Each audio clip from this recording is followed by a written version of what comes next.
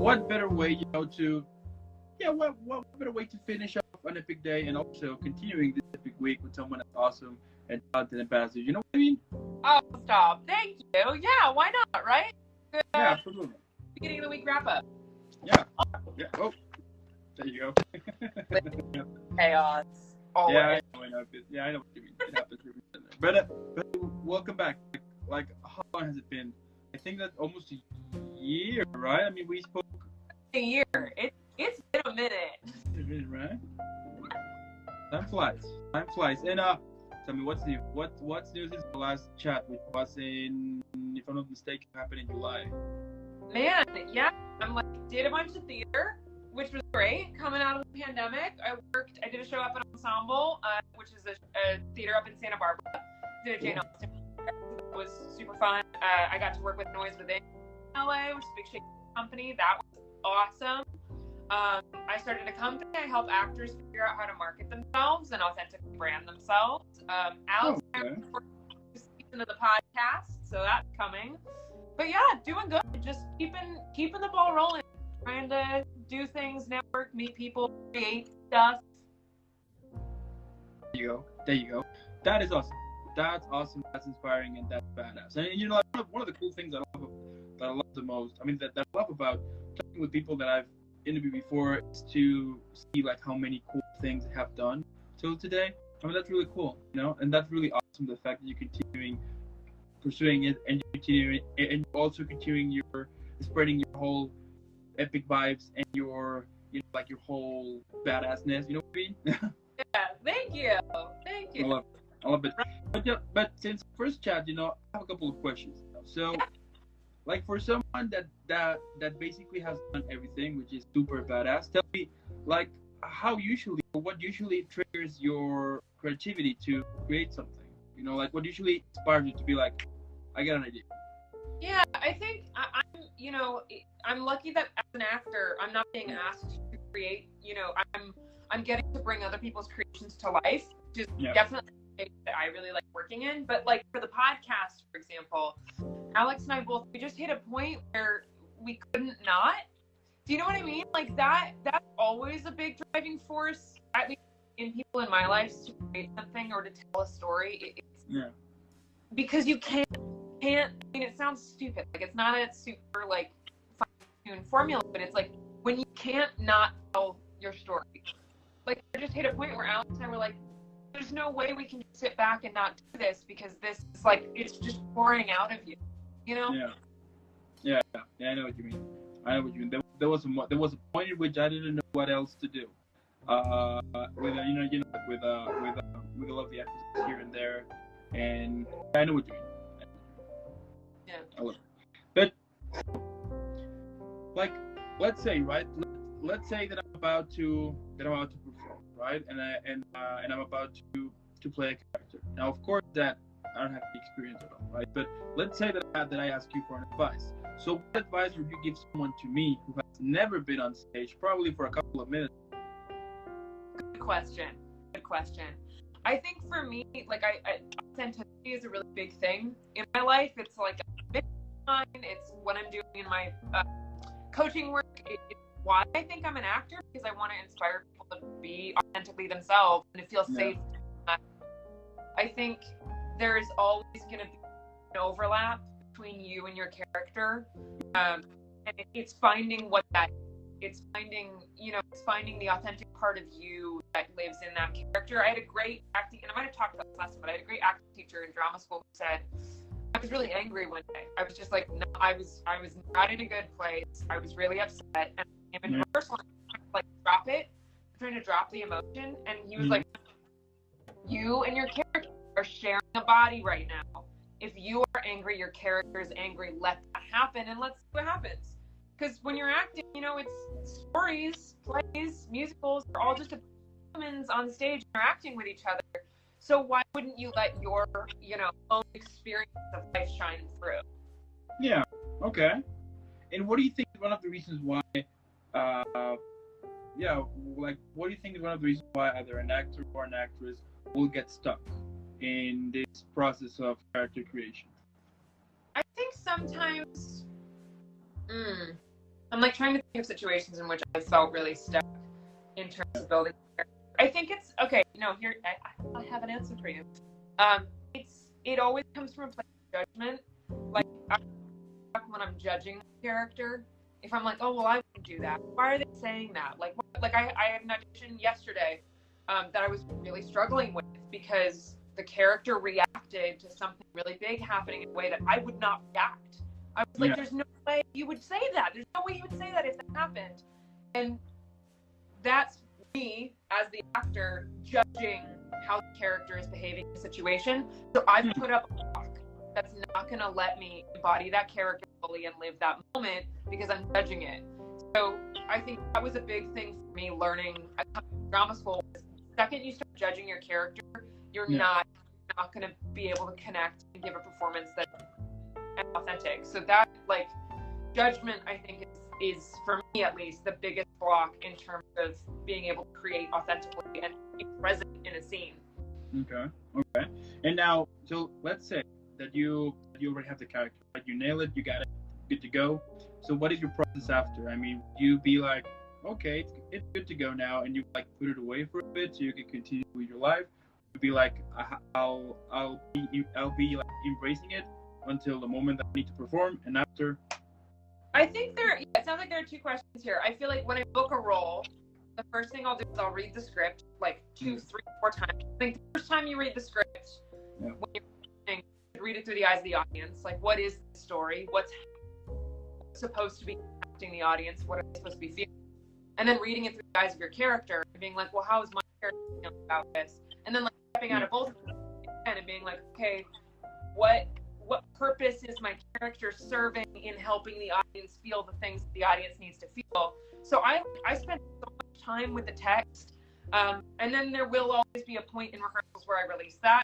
Like, okay, I've done all that homework. I need to trust that all of that is lived here, and now I need to be present and react. And I'm someone, I've been very lucky to work with directors who work very similar. It's like I'm gonna fall on my face. I'm gonna try this because it's going in a completely different direction than I thought I would, but I'm having an impact to do it, so let's try it. Okay, that didn't work. Right, let's move on. And I think because I work in theater so much, I do have the great fortune to be in rehearsals and to play and to really work that stuff out. And I think characters are sent to us to learn certain lessons. I think I've always grown with any part that I've been fortunate enough to play, and I think they do kind of hang on a little bit. But I'm like, after a show is closed or after the film is wrapped, like I'm not really sitting in that anymore. I'm moving on to the next one. Every now and then in life, you get the opportunity to revisit a character you've played before. I think callbacks right now for a show that yes, and then adding, right? And Paul just made a really great comment about becoming the character that's fitting in the story and then adding to the video. And I think that's what's really great about sets and theaters that are collaborative, is you can create stories that are so more diverse and fleshed out than just the mind of the director or the writer or just the actor. Like me just doing a monologue on my own, my interpretation of the story. But you put that on stage with someone who's responding to it, now we have something new. We have new energy in the mix, and it's going to further the story.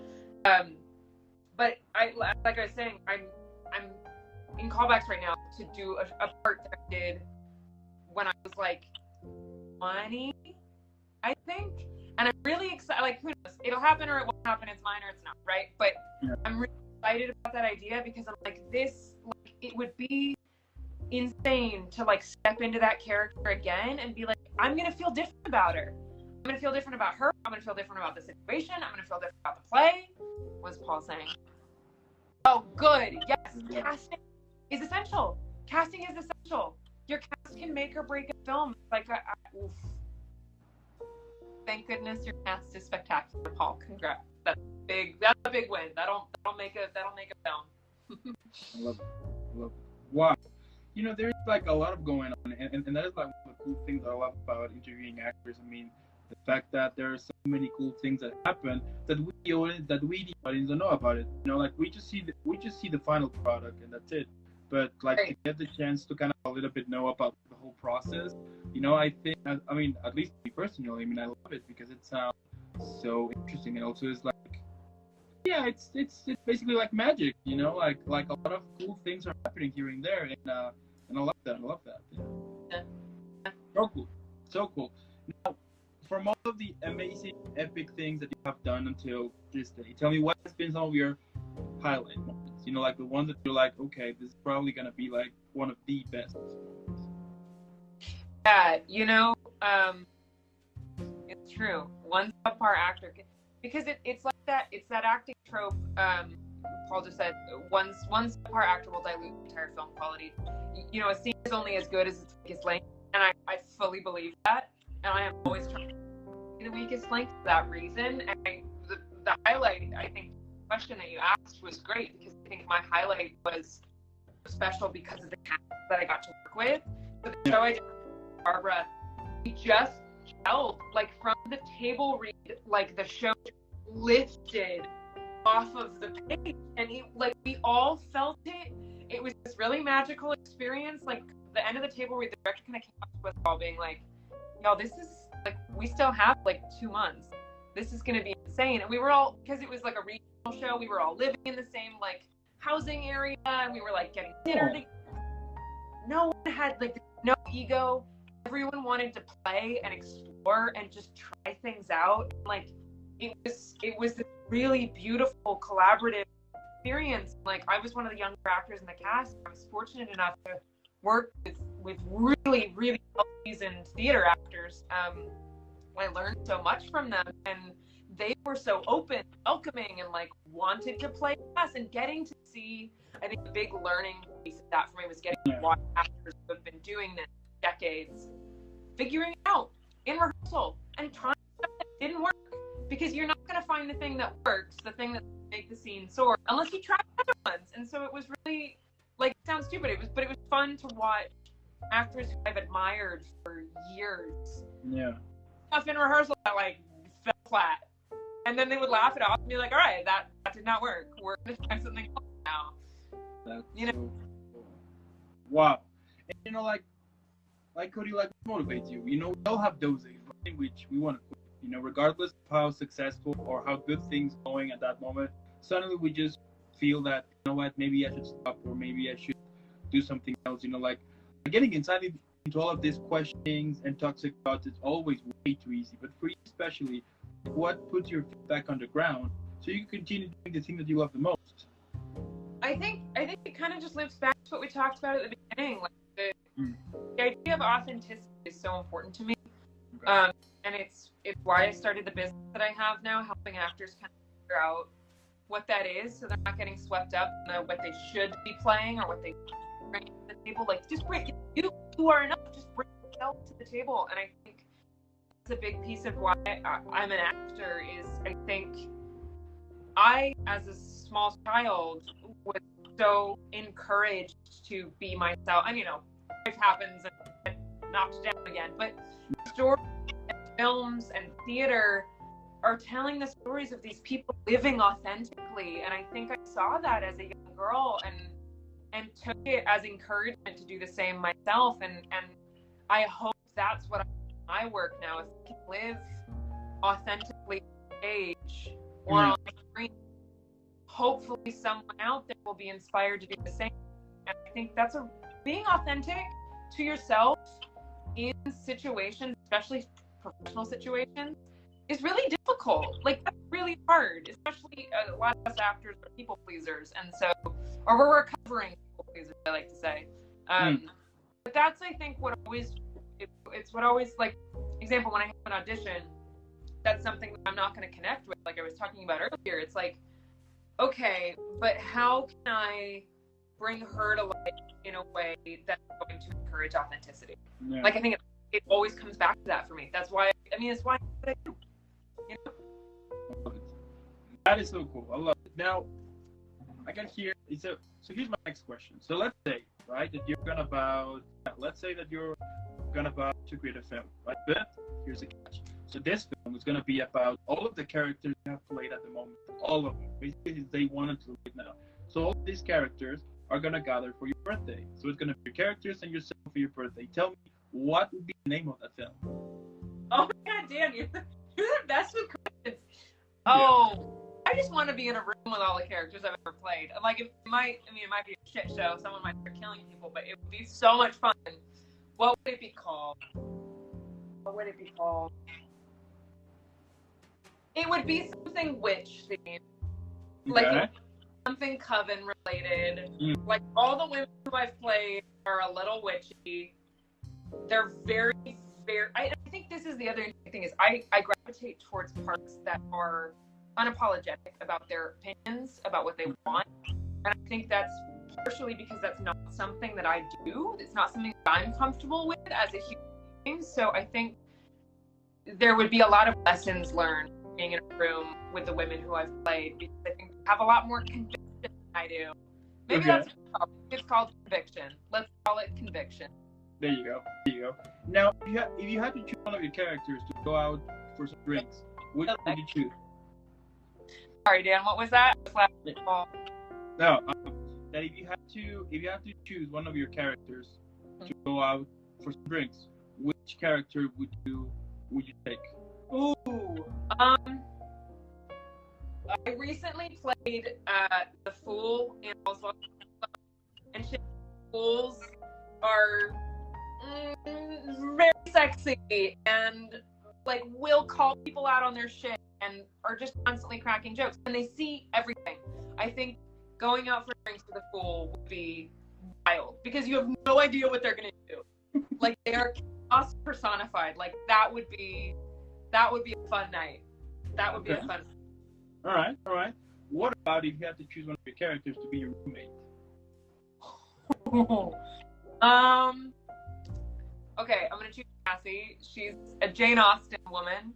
She's very clean. She works as a maid in the biggest house of all. She loves reading, loves making tea, and like sitting in a corner with her book and a candle. Like, we would live happily together forever. There you go. Okay. Now, if you had to describe your career, either on a drink or even a meal, which one would you take? Okay, I might have said this last time, but we're gonna go with absinthe. And we're gonna go with absinthe like done traditionally, where you've got to do the cup and the sugar cube and the spoon and the dripping water, because it takes so long. It takes a lot of time, takes a lot of patience, takes a lot of dedication, and like coming back and checking in and making sure it's still going. But then once you've done all the work, you can sit back and have a wild ride. Yeah, you will also need a lot of guts to drink it, but yeah, I know what you mean. I like that. I think you need a lot of guts to be an actor. It's not an easy. Yeah, absolutely.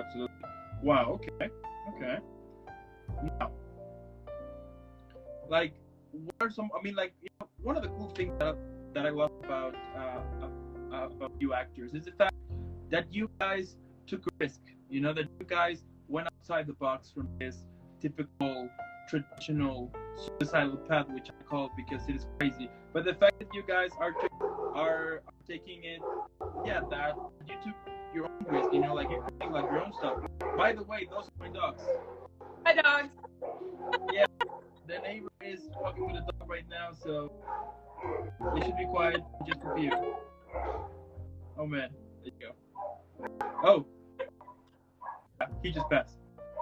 Yeah, he passed. Anyway, so what I was saying here is that I love what you do, and I think it's incredible the fact that you guys took you took a risk.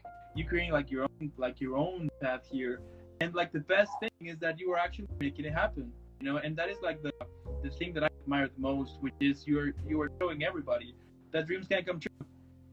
You know, that of course there's a lot of hard work that needs to be done, but the fact that you're doing it and you're making it happen and you're still alive and you love it, you know, it's like win-win everywhere. And I think that more people should actually start to focus more on things that they love instead of going the traditional path, because even though that I've been there, it is traditional, but deep inside, when you know that you can do something else, it's awful, you know. It's like, for example, if you were caged, you know, that you have a lot of things that you can show, and a lot of energy that you can. But sometimes you feel nervous, or you will feel that probably it's not gonna be like, as I said before, like getting inside into all of this toxic stuff. So that is like one of the cool things that I admire about you actors, that you, besides giving us entertainment, you are showing everybody that I'm here, I'm making it happen, I'm all right. Why not you try it? You know what I mean? Yeah. Well, I think for me, it's worth it. Yeah, it's you know, it's more work. Putting in a lot more of your time, your energy. It's like I sleep maybe 6 hours a night because I don't really have the time to sleep any longer than that. And it's like showing up to this, dropping things. Like, but I love it, and it's worth every ounce of my energy and every ounce of my soul that I'm pouring into. Back is like repaying tenfold, because I'm not.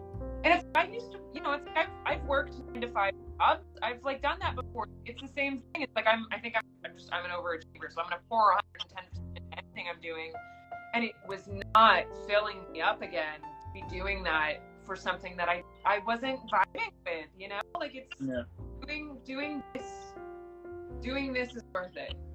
Yeah. In my, you know. Yeah. Preach on that. And my last question here is, what can we expect from you in the future? Hopefully many things. Immediately, y'all can expect it of Shake, Shake, Shake. We just finished recording. We almost finished recording season 3. And that's going to be rolling out soon. We've got some fantastic actors on this season. There are going to be some other acting things that I'm going to be doing in the upcoming year that I cannot actually talk about. Okay. But I'm very some fun stuff lined up this year. I'm really like entering into the theater world and like reinvigorating my love for it. And if you're wanting to see something I'm doing right now, my Carl Jr. commercial's out. So you've probably seen it on TV. I honk at a dinosaur. It's fun. I love it.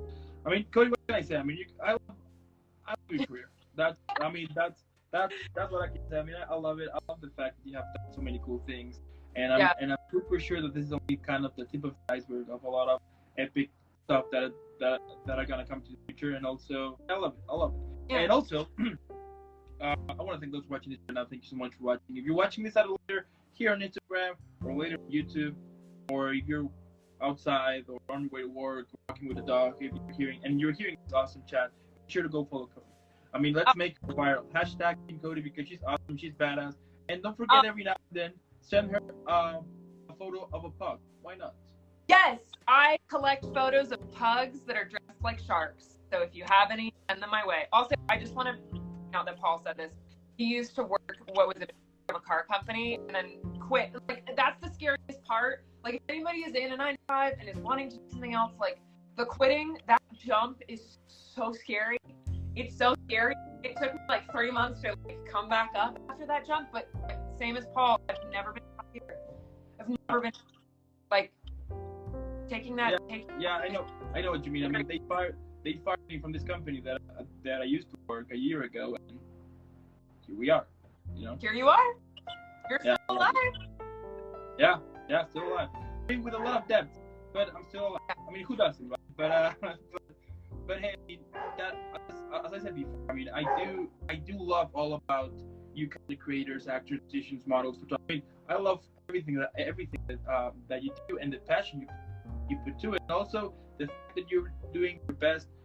I mean, besides that you love it, to also give us entertainment, you know, either a laugh or a reason to cry or a reason to get angry, you know, like all of those type of emotions that and what I find very interesting is that, for example, like on theater or on film, the fact that you can make someone feel something that you don't know anything about that person doesn't know anything about you, and I mean total strangers here, and the fact that someone can make you feel something out of the blue, I think that is amazing. I love it.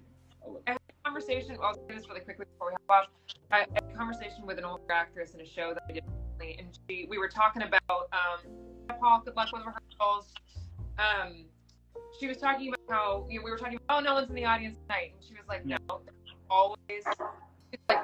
always someone who, like, it's their anniversary and they saw this play when they, like, it's a big deal. There's always someone who's, like, bringing their mother to the theater for the very first time in her life, or like a little kid. Like, you there's always someone in the audience, and I've learned this. Like, if people come up to me, there's always someone in the audience who, like, this evening means the world to them.